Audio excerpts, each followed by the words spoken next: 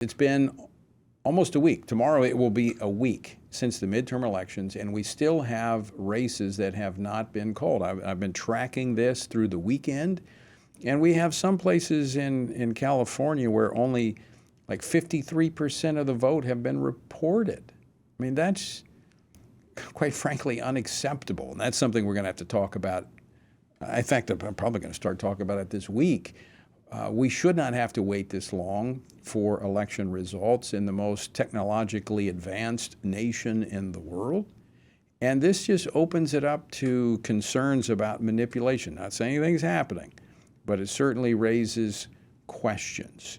So where do we stand at present? What does it look like going forward? Joining me now is Matt Carpenter, Director of FRC Action. Matt, welcome back to Washington Watch. Thanks for having me, Tony. All right, so before we jump into the latest on the election results, let's talk first lame duck session of Congress. Chuck Schumer gloating over the weekend that he's still going to be the leader in the Senate. And of course, his priority is about as twisted as a dog's hind leg. And one of the top things he wants to do is the so-called Respect for Marriage Act. Where's that stand? Well, Tony, we had thought over the weekend that maybe today would be the day that he would file for cloture. So that's when they end debate and they begin moving to the substance of the bill, where they have to clear that 60-vote threshold for the filibuster. And the latest I've seen is they have not filed cloture. They're still in debate. But the thinking from what I'm hearing is maybe Wednesday is when they'll move to that. And then I think it's a 48-hour window after that is when they would go to a vote there. So all eyes are frankly on the Republican caucus at this point. There's been some motion that you have some Republican senators breaking ranks and will support the bill. A few others have been sort of opaque with where they stand. So there's a lot hanging on the balance at this time. Well, even as the program's been going on, I've been getting text from different ones connected with this in the Senate, and there is an effort by, in part, he's not the only one, but North Carolina Senator Tillis is putting forward a modified bill that has quote-unquote religious liberty protections. It is not. It's a fig leaf of protection. It's meaningless. And so, folks, I'm just going to, again, we did this before the election, and I'm going to encourage you again to contact your two senators, especially if you have Republican senators, and make sure that they will not support the Democrats' efforts to codify the court's redefinition of marriage into law.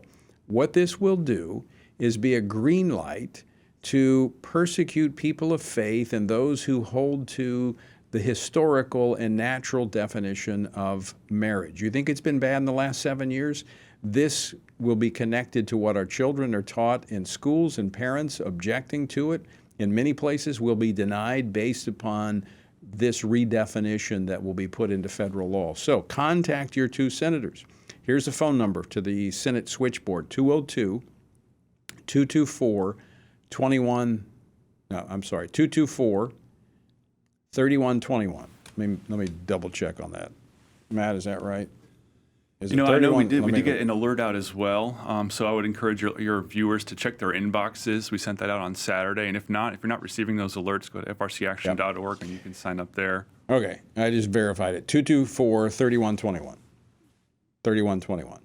202-224-3121, Capitol Switchboard, where you can contact your two senators. Just tell them what state you're from, and they'll connect you with the office if you do not have our action alert, which also makes it a lot easier. It'd be easier if you had our action alert, but still you can call the switchboard. And you need to weigh in. Even if you've already called and you called before the election, call again. They need to hear from you, because there are some Republicans that are going weak on this and accepting like I said, a fig leaf of protection for religious freedom, like Senator Tillis in North Carolina. Give him a call. Tell him this is unacceptable, and do not support putting this court redefinition of marriage into federal law. All right, Matt, let's talk now elections. Where do things stand? Well, Tony, you pointed out earlier, we're the most technologically advanced nation in the world. We put a man on the moon, but apparently we can't get election results almost a week out from Election Day.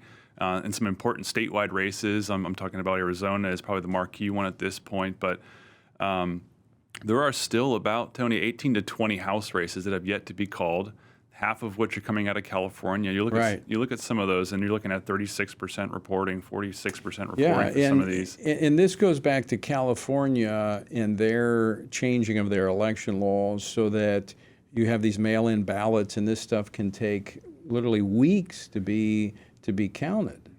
And we're told we shouldn't pay any attention to this. I think this is a problem. It's a huge problem. And we've seen them stretch the election season on the front end and kind of increasing the early vote when the ballots go out, allowing in-person voting a little earlier. But now we're seeing the count get stretched on the back end as well.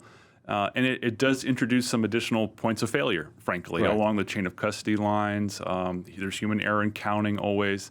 And what's going on now in Arizona is there's this ballot curing thing where people, if you've cast your ballot and it hasn't been counted and you want to check on its status and make sure you got the date right or your signature is right. So again, that's an additional point of failure that does raise some concerns about the final tally. And again, we're not alleging anything. We're just pointing out potential points of failure. Human error is a thing, and it's going to happen. Well, we're pointing out that we're almost a week removed from the election, and we do not know who will control the House of Representatives. Yep. I mean, that's a significant issue. In fact, Republicans meeting now to talk about who their leader is going to be, and they don't even know. I mean, it looks like they were going to have the majority. I mean, but anything can happen when you have, as you said, this process that is open to manipulation. Yeah. It's a reminder that every vote counts. Yeah. And I was thinking back to 2019, I think it was, when the Virginia House of Delegates rested on, I think they literally pulled a name. They drew a name out of a hat, and that race actually decided the balance of the House of Delegates. Yeah.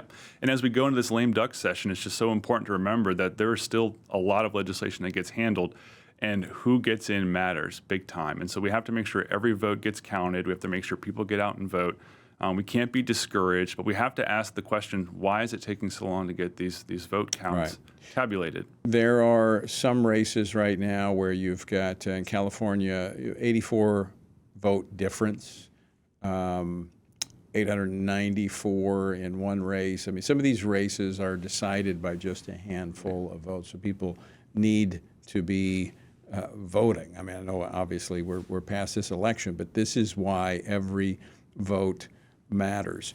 So this is going to set up a scenario where the House, I mean, the Republicans probably the max would be 222. Yeah. They need 218. Mm-hmm. That means whoever will be the House Speaker, if it's not Kevin McCarthy, if it's someone else, have very little margins to work with.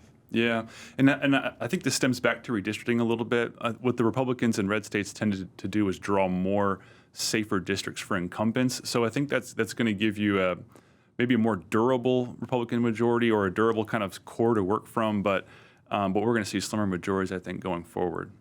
What do we know just yet? How much do we know at this point on this incoming freshman class and what the composition of the Republican conference will look like now? It's still very much in flux at this moment. I think they called New York 22 today for Brandon Williams, I think his name was. He's obviously a new member. Lauren Boebert is, I think she's running for election. Yeah, she's about 0.3%. I mean, 2,000 votes, I think. It's 96% reporting. Yeah. The big surprise was David Schweikert in Arizona won yesterday, was behind all the way through up until yesterday, then suddenly screeched ahead by about 900 votes, and so he's hanging on for dear life to that lead. And so I think that's, again, about 96% reporting there. And so that situation is playing out elsewhere as well. Republicans currently lead, I think, 6 of the 10 districts in California that have yet to be called. Right. So they're in the driver's seat in a lot of these races. But again, it remains to be seen what happens when all the ballots are counted.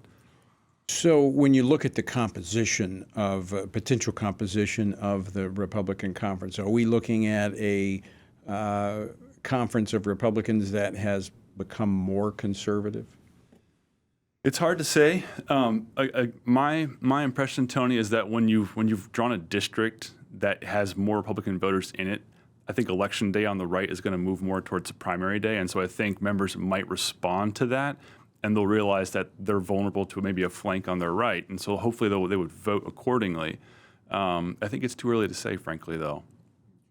Any idea how many new members we will have in total, roughly? Are we looking at about a third new member? I think so. I think it was a very high turnover election, for sure. I don't know the exact number right now, but yeah, I think that's about right. There were a lot of members who retired. I think it was 30-something members retired. A lot of Democrats, actually. A lot of retired. Democrats did, yep. And you had a lot of members who actually ran for higher office, whether they ran for Senate or for a governor's a race or something along those lines, too. So it was just a big turnover election. All right, just about a minute or so left. What do we know about Georgia? We're going to have the runoff there. How are things shaping up there? How big of a race is that going to be now that control of the Senate has been decided? It's the pressure's probably off a little bit now that it's not the race that's going to decide whether it's 50-50 or Republican control at this point. But still, $200 million was spent there in the regular election. Herschel Walker was down by about 48,000 votes. It's basically going to be, does this come down to a 50-50 split, or does Chuck Schumer get an extra vote there, and then maybe they just have to flip one senator for the filibuster to change the rules there? So that's kind of how I'm viewing this right now. It's not really, Mitch McConnell is probably not going to be the Senate Majority Leader. There's not going to be a Republican majority in the Senate. But you bring up a good point. This, when we look at the West Virginia senator, Senator Manchin, who has been not real happy with the Democrats, right. If he remains kind of the pivotal senator because you have a 50-50 split, that tends to bode well for the Republicans. Yeah, I would agree. And it's also interesting to see Kirsten Sinema, who's also been sort of a stick in the mud on the filibuster issue. She's up for re-election in 2024, as is Joe Manchin. So it'll be very interesting to see how they navigate those waters. Well, of course, the filibuster won't matter. Legislative filibuster won't matter as much because if the Republicans have control of the House, more for nominations and how they move things through. Right. Matt, thanks so much for joining us today. Thanks for having me, Tony.